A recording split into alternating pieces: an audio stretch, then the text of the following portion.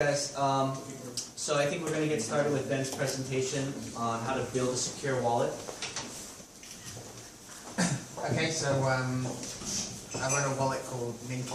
So I'm just going to go through today some of the, a general overview of the features of it and some of the decisions we made in terms of its implementation. And I'm going to talk specifically about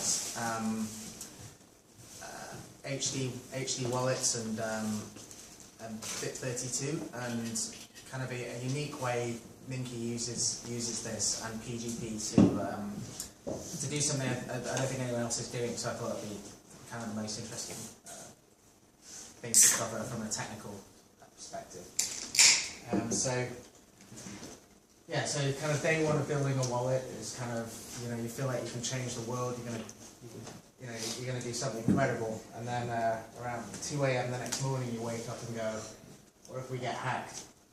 And kind of the whole process of building the wallet from that point on is just constantly thinking and rethinking attack vectors and constantly analysing any holes you might have left in the design of the software.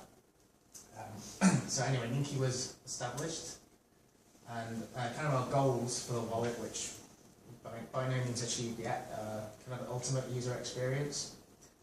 We're at version 1, by the way, so we did launch, but it's so we wanted to make it as secure as possible, so no single point of attack. So we decided to go with a multi-signature architecture, actually exactly in the way Magma was explaining. It's a 2 of 3, so there's 3 keys, the user holds 2, we hold 1, which means that if anything happens to our service, the user always has complete control and can recover the funds. However, they can keep 1 key offline, and they can use our service as a countersigning service, which would mean if somebody wanted to hack their bitcoins, they would have to compromise their device and also our server. And actually, as Magma was explaining, you need a lot more information when building a multi-signature transaction. They would actually have to find out a few extra things on top of those compromises as well. So yeah, we would provide a countersigning service to validate transactions, and we'd follow best security practices throughout. I suppose we're really trying to create something that is secure, but that could be used by general users. So if I was going to try and make the most secure wallet in the world, well, you look at something like Armory or something like that, where you have to you build your own Linux and you install it and verify the signature on it and generate your keys offline and everything. But there's enough people focusing on that side, so we wanted to try and make something that was highly secure that could be used by a pretty non-technical person. So we wanted to make the service as trustless as possible. So services like Coinbase or BitPay, they will hold the keys on their server, so they basically own the private keys. We wanted to follow a model similar to, I guess blockchain.info kind of pioneered it a long time ago, whereby they would provide a service, but they wouldn't have access to your keys. We do it in a slightly different way. We wanted it to be trustless, so we don't even store encrypted keys. Like blockchain.info, you encrypt your key and they store it, but we don't even do that. So even if someone compromised our server, there's nothing really for them there. They can't get anyone's funds. And so therefore, any code execution requiring trust has to be executed on the client. We're aiming for a good level of privacy. At the time when we started, Dark Wallet was, everyone was kind of going raving about Dark Wallet, but we thought, well, when they release, anyone whose privacy is their number one thing is going to look at using that. It's going to have stealth addresses and built-in mixing and all that kind of stuff. So we went for a good level of privacy. It's an HD wallet, so we never reuse addresses, for example. And our service itself is pseudonymous. You just sign up with an email address, basically. Other goals was to try and make key management and securing as easy as possible. And another thing we wanted to do is make sending Bitcoin as easy as sending an email message or an SMS. Bitcoin addresses are, well, they're not very user friendly, especially for a non-technical person. They look like what they are, a big hash, and they're very difficult to identify as well, which can make them, which can be a security issue. So we wanted to see, can we remove Bitcoin addresses completely from the user interface, and can people use the wallet without having to interact or deal with addresses. And we wanted to build a collaborative platform so people could collaborate using Bitcoin. For example, you can create a network on the wallet where you can friend people very much in the same way you would a social network service, and then you can, for example, create collaborative multi-sig addresses with each other and that kind of thing. We thought this would be a good platform to build business services on top of. For example, one of our original plans was to build kind of crowdfunding or peer-to-peer lending services, but still a bit early days for a lot of that stuff. So here's some screenshots from Ninky. So this is kind of your main dashboard, and it's kind of like a standard Bitcoin type wallet where you've got the address, you can put an address, and you can send an amount of Bitcoin. You can generate a receive address, that's kind of the standard features you'd expect. Now here's where it's a bit unique. Is what we allow people to do is build a wallet network. So you add friends and contacts, or if you're a business or a freelancer, these might be suppliers, customers, you add them to your network, and then when you want to transact with each other, you can send them Bitcoin, and notice there's no address field, so it's taken care of in the background. And you can also create and pay invoices. There are some shots on the mobile apps that are coming. So you can create an invoice for someone and they can pay it with a single click. And people can use this without having to deal with addresses or really any difficulties with the underlying protocol. So I've kind of gone through that already. Everything is multi-sig deterministic, so it's kind of exactly what Magma laid out, but there's 3 chains. HD wallets, each key pair can be derived from a master key, so you can build from a single seed, you can build a big hierarchy of keys. One of the main advantages of this is, in the old days with Bitcoin QT and services like blockchain.info, every time you generate a new address, you have to back that up. And if you lose that backup, you can lose your funds. But with deterministic keys from a single seed, you can regenerate all the addresses and keypads you'll ever use. So all you need to do is keep a single backup of that seed. So it removes that kind of risk of the old days where people used to just forget to back up their QT and run out of addresses and lose all their money. The blockchain data comes from a centralized node, basically our server. We basically pass the blockchain into a database which is indexed and optimized for wallet queries. We're looking at the possibility of SPV, where the clients actually connect directly to the blockchain for the data, but we might be there at some point. This is just a basic diagram of what happens with the multi-signature. So you would create a transaction on the client, sign it, send it to our server, and we'll validate the signature that you used. We'll validate by two-factor authentication, and we'll validate that you're not going over any transaction or velocity limits. So you can say, only allow less than 1 Bitcoin a day to leave my account, never let more than 6 transactions happen a day. So even if somebody does manage to jump on your computer or when you're not there, or manages to get onto your account, they're limited in what they can do. And also, if you use our network, we can validate the addresses that you're using. So one of the big attacks that I think will happen in the future is, there's two real ways to kind of attack someone's Bitcoin wallet. One is to try and get the private keys, and that's kind of what everyone's kind of focused on. But an easier way is to convince someone to sign a transaction with a bad address on it. So you can go to all this, all this endeavour of creating these multi-sig accounts, but if some malware on your PC just is monitoring your clipboard and you do a copy and paste of an address and it just replaces it with one of its own, you just might sign off on it.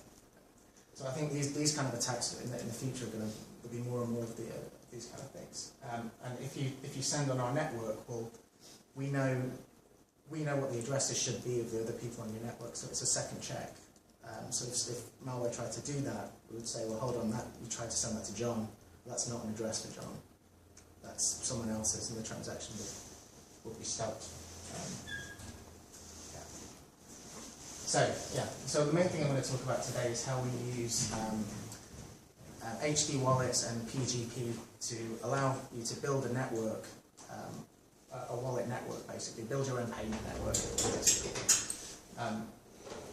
So users can send funds to each other without exchanging Bitcoin addresses every time. So if you wanted to follow best practice and never reuse addresses, then every time, if you had someone that you were constantly sending money back to and from, for example, a client or a customer or just someone you did regular transactions with, what you really should do every time is send a new address. And every time you want to do a transaction, send them a new address. But that's, painful, and it's also actually quite insecure, especially if you're sending them via email or SMS or something. Someone could be listening and looking to replace them. So the problem then is how do you do this? And users shouldn't have to trust any third party into regards to the authenticity of the addresses that have been created. So here's where it gets difficult to explain. So if I ramble and don't make any sense, please ask questions, because I find it's quite difficult to explain. But what we're looking at here is a basic structure of an HD wallet, which is hierarchical deterministic wallet. So you start from one seed, which is cryptographically random generated certain numbers, which is normally encoded into a phrase. So you'll see something, battery staple, blah blah blah, that you write down, and from this seed you can generate a master private key. And from this master private key, you can basically keep generating subkeys, which are all basically Bitcoin key pairs. So these are all essentially Bitcoin addresses, Bitcoin public-private key pairs. And you can generate these infinitely. And you can go this way, well, not infinitely, but effectively infinitely this way, infinitely down. So you can build this huge hierarchical space. And all you ever need to recover all this information is this seed. There's also, related to this is a public key space as well. So this seed and this private key space is always kept secret, is always secured. But the great thing about HD wallets is the relationship between the private key and the public key. So, of course, you can derive the master public key from the master private key, but also you can separately derive the entire chain of public keys purely from the master public key. And this master public key won't reveal any information about the private keys here. So what that means is you can happily send these public keys to anybody, and there's no threat. So how we use this on Linky is, or how typically you would use it is, you would choose a node, and you might typically say, okay, this node is going to be for all my receive addresses. So anytime I want to receive any money, I'm going to generate an address on this node. You ask me that I want to send you some money, I generate you this and send it to you. The next person who wants to send me money, I generate another one and send it to them. So I'm never reusing addresses. And when I send a transaction, I'm going to send change back to myself. I need to generate an address for myself, otherwise I'll be reusing the original one. So I might do that on this node here. So all my change will come back on this node, and that's typically how it's done. So what we thought when we built Ninky Wallet is, well, could we extend that? So, for example, if John is going to send me money, I'll create a special node for John, and I will generate anytime he wants to send me money, I'll generate an address on this node. If Paul wants to send me money, I'll generate addresses for him on this node, and that will enable me to know. Okay, show me all of John's transactions. I just need to look at this node, derive all the addresses below it. I've audited all the transactions I've ever received from John. But then you can take it a step further, because all you need to actually generate these addresses is the public keys. So why not give this node to John himself? And then anytime he wants to generate an address for me, he can just do it himself. He doesn't need to contact me. I don't need to do it for him. So if I can find a way to basically give ownership of one of these nodes to my contacts, then he never needs to ask me for an address again. So that's the basic idea. Is that understandable? But the key thing then is, okay, we're trying to provide a service that allows people to do this. So, in reality, you'll go in and you'll add the person as a friend, and this will happen in the background. I'll package up one of these nodes, send it to my friend, he'll import it into his profile, and then he can use it. But we need a way to make sure that nobody does a man-in-the-middle attack on that transfer of information. So that's where we use PGP.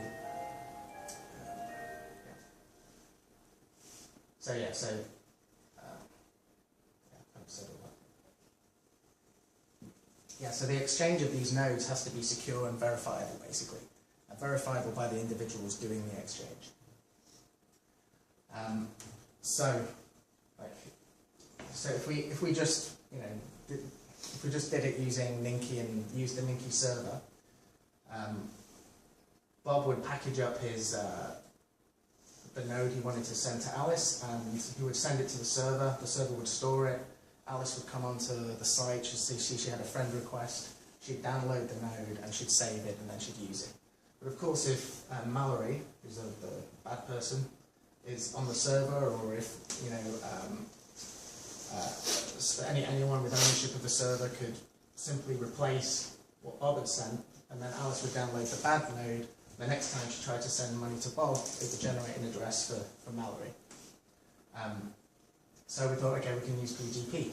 So PGP basically, so when you create a Ninky account, you also get a PGP key pair. Everybody does. And PGP will allow you to basically, so you have a public and a private key pair, and you exchange public keys. So then if I want to send a message if Bob wants to send a message to Alice, he can just encrypt that message with Alice's public key, and he can sign it with his private key. And then when Alice receives the message, she's the only person who can decrypt that message. She has the private key, and she can verify Bob's signature because she has Bob's public key. So that works fine. You can, apart from the fact that Mallory again could be on the server and could disrupt that exchange. So she could replace Bob's public PGP key with her own, encrypt and sign the node with her own PGP pair, and Alice would download it, validate it, and would be none the wiser, and the same thing would happen. So there has to be an out-of-band validation that occurs that doesn't involve this server, basically. So, and that's what, and so there's two ways we can do this. So we came up first kind of on the desktop version. We had this idea of a Ninky phrase, which is basically your PGP fingerprint. And the idea is that you pass these phrases to each other one time via a different communication method. Ideally secure, but by definition we can't control that. So for example, you might email or send this phrase, and then you use this phrase to validate that exchange happens. On the mobile, it's even easier because you can add a contact via QR code, which does all the exchange in the background, and then because we already have the out of band exchange medium via the QR scan. So that's actually instant. It's just scan, and then you're done. And then after that's happened, sending basically just means clicking on the person you want to send to, entering the amount, hitting send. You're gonna get their HD node, generate an address for them automatically, and the transaction will be broadcast. And this is all done in kind of multi-signature space. So yeah, it's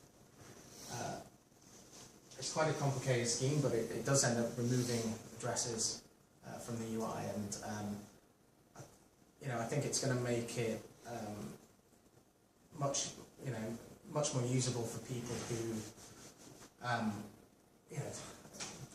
one, you don't have to send addresses all the time, you don't have to scan QR codes for addresses, etc. And for people who pay each other regularly at a distance, like freelancers, etc., it just makes everything quite seamless.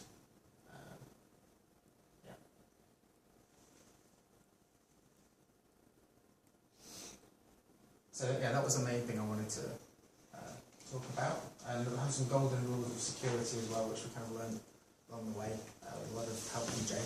Okay, I have a question. I don't know if you're taking questions now.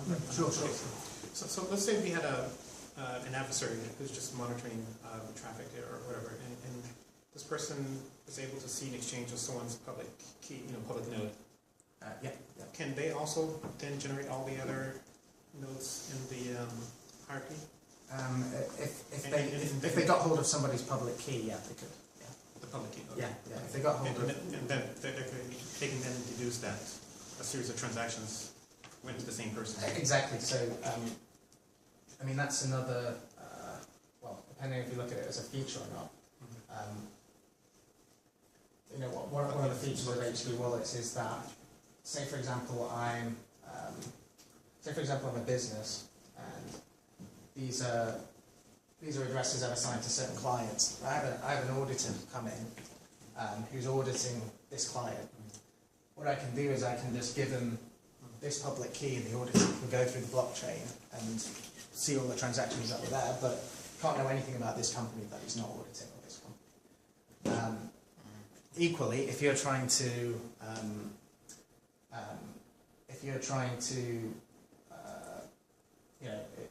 if there's some transactions you don't want people to know about, if that person got hold of that public key, yeah, they could see everything. Yeah, they could derive everything. So obviously the exchanges are obviously done via, obviously everything's encrypted here. Everything's transmitted encrypted and stored encrypted. But yeah, that's one property of it. I guess if this is suited for business, because for personal use, I think you don't care that people see the receiving address. It's more for, I guess, for business use and. Well, HD wallets are kind of becoming popular it's just best practice really. There's just so many reasons and. No, but it's great. It's a great idea. I think it's great idea. And one question is, I think business, they may afford to print the QR code and send to their customer, so they can add in manually. That's nice. Yeah, sure. Yeah, they can do that. Yeah, that's right. And also businesses can, advertise their validation public keys and stuff on their website, etc. As long as it comes from a different channel. And for the address, I think it's the exchange of the nodes. Yeah. What public key algorithms and symmetric key algorithms are you using? So yeah, well, basically we use OpenPGP. So it's RSA. It's RSA. Yeah. Okay. And AES, I guess. Yeah, I think exactly. Yeah, AES-256 cipher blockchain. I think for. Yeah. So. Because by the way, there's a. I don't know if OpenPGP does this, but there's a mode of encryption called GSM. with AES, which will simultaneously GCM, GCM, that allows you to simultaneously decrypt the message as well as verify authenticity of the message as well. Ah, okay. So you don't have to. You don't have to do the two you don't have steps. to attach a separate signature. Right. Yeah, and actually, because they do a PGP exchange and a validation as well. Any invoices that they send to each other on the network are also PGP encrypted and signed. So it's a kind of a secure way to send payment requests. In terms of security, the seed ID, which is already used by some Bitcoin clients, is nice, but I think you can generate seeds randomly and maybe find some. Not like you think, because what actually those seeds are, it's not like somebody's just like come up with a string of words. So it's actually it's cryptographically secure random number generator with lots of entropy is generated. A huge number, and they've just encoded that number using easy to remember phrases. So although it looks like it's would be easy to run through and generate, then it's actually you've got no chance. Yeah, if you crack that, you could crack Bitcoin. If you crack it, yeah, exactly. It'd be the same as just cracking. Okay, but what prevents someone to run randomly processing, randomly generating this seed, and until they find some You could try validate some valid one. You'll run out of computing power after. It would take like A few hundred years. the age of the universe to crack the key, right? It's basically time is the issue. Yeah. So of course, if you're looking one key, yes, it doesn't work. If you're looking one address private key, it doesn't work. But if you're looking for a seed, maybe it works. This random space is so vast that you just have there's no probability. The seed is actually bigger than each private key. Yeah. I guess I don't know the seed size, but it depends on your seed size. Okay. What is the seed size? So there's 512, I think, used. No, but I mean that passphrase is what, 12 English words? 24. 24 We're English words. double what like Bread Wallet or like, and we're also multi-sig as well. So if you want to crack it, I think you've got to crack 3. I mean, the So cracking what is the namespace size for each of those? Like how many English words are in that namespace? I think 2048 or something like that. Right, so you have- There's a checksum. There's checksum as well. So maybe. So you have 24 words from a 2048 Yeah, namespace. 2000 to the 24. It's So, yeah. basically. But 2024, it starts to be quite big. 2012, I don't know. I think it's huge. It's still, yeah. I mean, there's bigger than the number of atoms in the liquid space. I probably can't do the math off the top of my head, but there's tons of Yeah, but documents as out soon there as that records down. the users are growing, you will have No. millions You of can users. calculate. It's massive. Yeah, it's a number that would take up, like what, hundreds of integers to express, and there's only what, 7 billion people in the world. There's no way. Basically, it's like more atoms in the universe. Right, exactly. More atoms in the universe. So there's basically the crypto is solid. I think if there's any vulnerabilities in the Minky wallet, it would be like, oh, you got malware on your PC or something that is not really the scope of the software. Okay. Do you have a demo for us, Ben? Yeah, I guess. Yeah. Just need to. Do you want me to be the other guy that you're sending the coins to or whatever? Any volunteers to receive Bitcoins?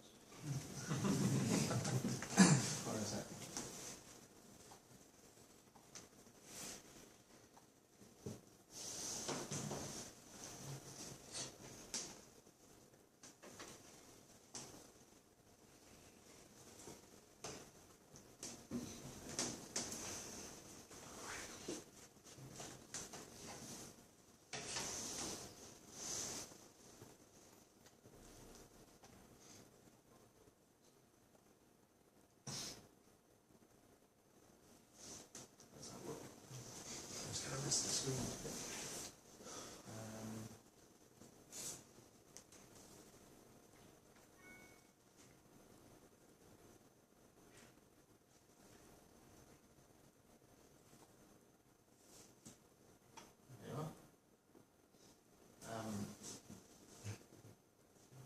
screen's kind of messed up, but hopefully it will look okay.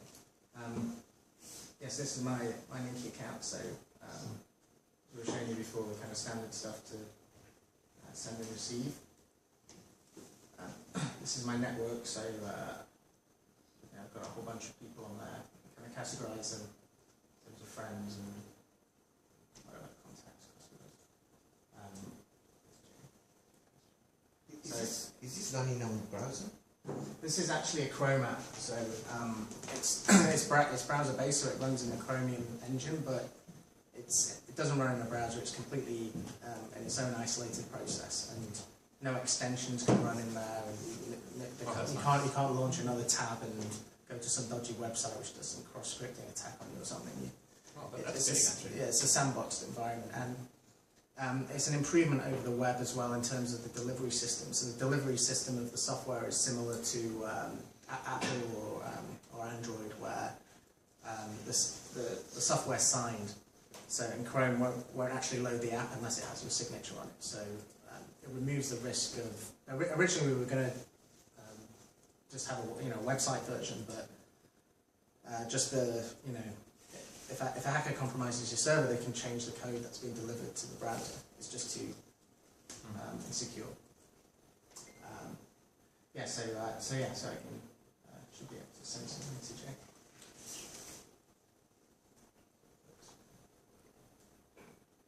And we're looking at kind of whether we can remove the need for two-factor up to certain limits, but at the moment two-factor authentication is mandatory. It basically provides kind of access to that other signing key.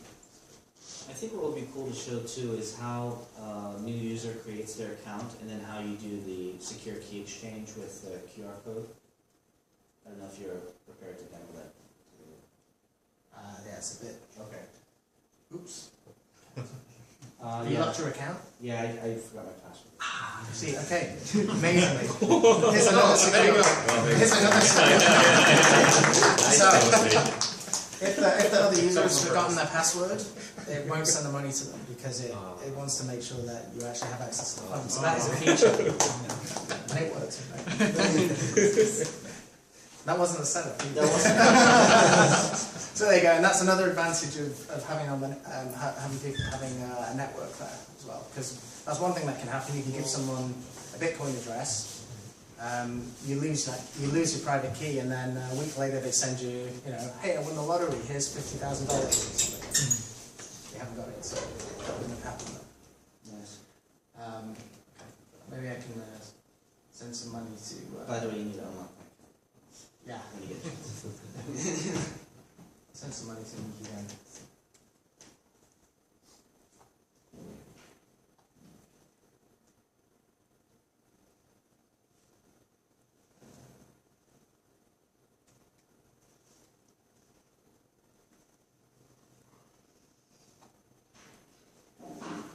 So it's generating the addresses for him, generate a change address for me, gone to the server, countersigning the transaction, and it's broadcast. And that's it. He should receive that money. Can we see it on the blockchain? Yep. There it is. And go to blocker. You've got unconfirmed transaction, and you can see all multi-sig addresses, and there's no address in use. So. Yeah, that's me spending the money to him, and that's me spending the change back to myself. But that's another thing you can do, which we haven't done yet, but is you could randomly rotate the index of the output for the change. So one transaction you might send the change back on input 0, another transaction on input 1 to stop. To stop this guy figuring out what you're doing. Yeah, what do you think, Kim? Will you be able to trace, to figure out who got sent what bitcoins using this type of obfuscation? If it's all new addresses each time, it of course makes it a lot harder. So it would definitely be a different kind of analysis that we need to tackle this. You would need to track it sort of in depth. There's also been some discussion amongst some of the Bitcoin devs about, so when you do a transaction, if you always send change back to yourself and output one, you can, if you can figure out, okay, these transactions look like Ninky transactions, okay, that must be the same address. Okay, so I'll just track output one all the way back, and I'll get a list of addresses that belong to this one person. But you can randomize the order that you stick the outputs on. Which leaves a problem then is, how does the person prove to somebody else which ones were which? Well, there might be a way to deterministically generate a random order using one of the private keys or something like that. So I think we'll start seeing lots of privacy features coming, especially people talk about privacy in terms of like hiding, but think about businesses. If they start doing lots of transactions on the blockchain, they'll just be hiring people to try and to analyze the data, find out what their clients are doing, how much they're getting paid, who's paying who. There'll be so much business information out there that it will actually become imperative for businesses and corporations to have all these kind of privacy features. I think, but so privacy features are something we're definitely going to look at maybe later next year. But we're still definitely in the industry standard in terms of privacy, I think. I guess it's an interesting problem to, whether if you know like a sequence of Bitcoin addresses that belong to one person, by observing this, and you know that there's a relationship, whatever the BIP32 relationship is. I think each private, a public key is a hash of the next, or yeah. I wonder, knowing that relationship, there might be a mathematical problem there to see if you can deduce any information about the actual. I guess it's possible. I'm not sure how hard, greater minds may have analysed that, but whether there is. Anyways, this system seems really well suited towards, of course, just regular users, but as well for corporate, for accounts payable or payroll. Yeah, quite possibly. We could. It would just be UI changes to kind of change it up where instead of your friends it was a different department or something like that. And some of the features we have planned is to let users then use their keys to collaborate. So me and Jay create a multi-sig address using our a 2 of 2 or whatever, or a 2 of 3 using our keys for a purpose. And if you have a company with 3 board of directors and you want to make a policy where 2 of those directors have to sign off on the money, this is workflow and everything.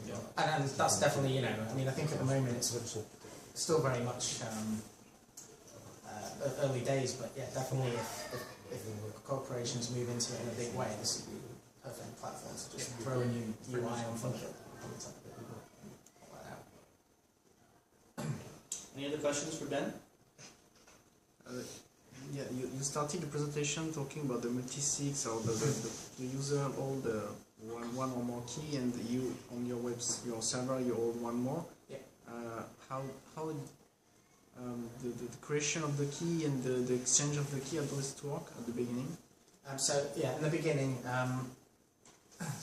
beginning, the keys are generated. One key is generated in our server, which is ours, our private key, stored in our server, encrypted. When the user creates an account in the browser or in the Chrome app, they generate the keys, and they write one down or print one out, stick it in the drawer, and they save another one. Another one gets saved, encrypted on the device, and they can back up that key encrypted as well somewhere else. And then basically that's it. Then the key that they've stored in their drawer or whatever, it's never seen again. Basically, it's unrecoverable, so they have to take care of that. And then when it comes to sign a transaction, they'll sign it using that key that was stored on their device. They'll be decrypted. They'll sign the transaction, and then they send the transaction to us, and then we bring our key, decrypt our key, sign the transaction, and work.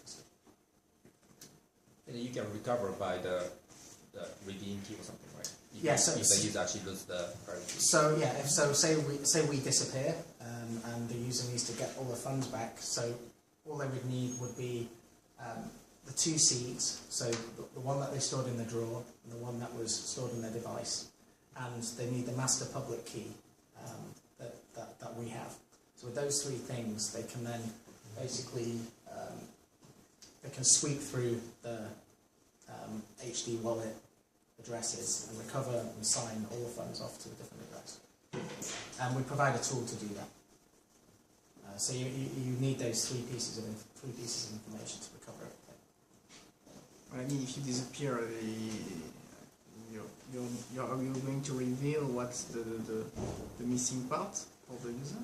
No, the user has the user has enough. So it's 2 of 3, so you need 2 or 3 keys. Okay, so the user has 2. It doesn't. Okay, the one in his. Yeah. You have to take care of backing and saving, Yeah. backing up the. Yeah, if he loses that key, and we disappear, Yeah. then he's in. Yeah, trouble. you have Then to he's in keep the trouble. 2 Yeah. on yeah. your side, at least 2 on your So side. you need any 2 to sign off on it. Yeah.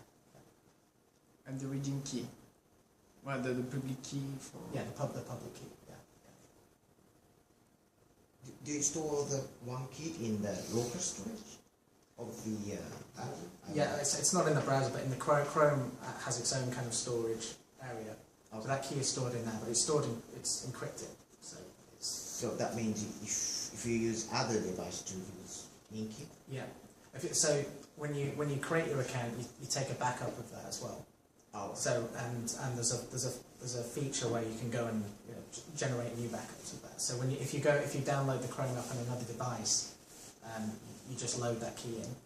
So I mean, one good way to use it would be to have your key on some kind of USB, encrypted on some kind of USB stick, and then wherever you are, you can download the Chrome app, sign the transaction, uninstall the Chrome app, and you've gone. So back to the address, you guys actually regenerating all the time, seems like. But what if you want to tell your address to your friend? Which address should we use? So yeah, we have the kind of on the dashboard we have the kind of standard. You can generate a standard address, just like that, and send it like that. It will just work as normal. Yeah. And of course, if address reuse is bad, and if you use our network, there's no way you have to always use new addresses. But of course, if you send that to somebody, there's nothing to stop them sending you 20 transactions to that same address. That's another reason why sending addresses around isn't optimal. But you keep all the information like keys for this address forever, right? Otherwise, yeah. For example, the user actually regenerated for the public address, and then the old friends actually sent to their previous address. You can't really. No, exactly. We have because we have all 3 master public keys, so we can always generate the entire address space and then figure out what the balance of the cumulative balance of the account is.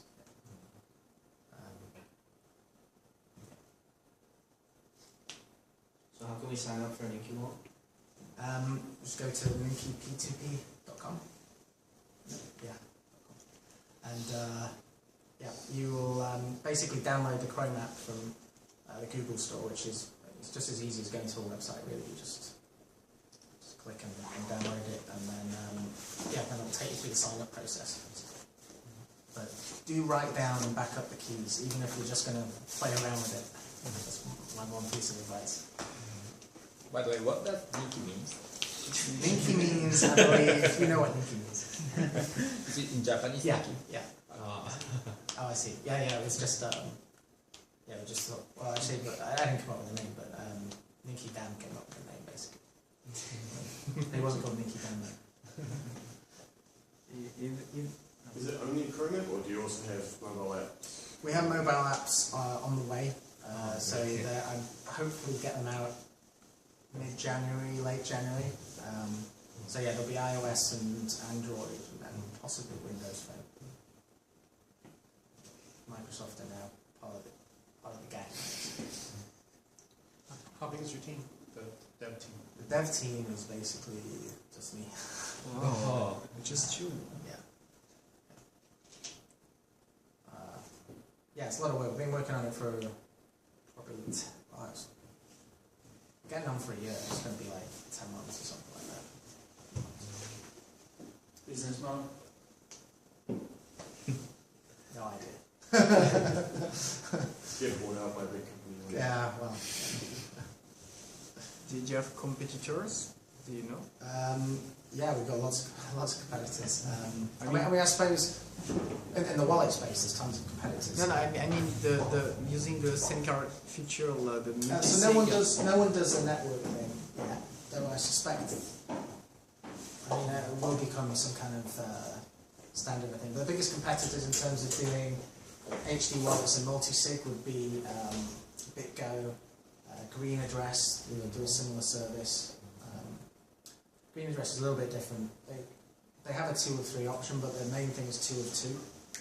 So there isn't a recovery key in the drawer that we talked about. Basically, they do a time lock transaction kind of thing. So it's a bit more kind of complicated.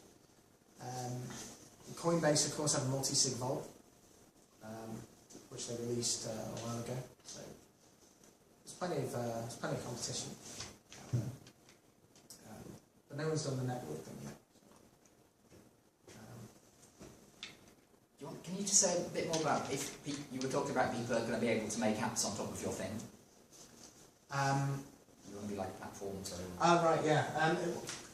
We haven't really thought about like other people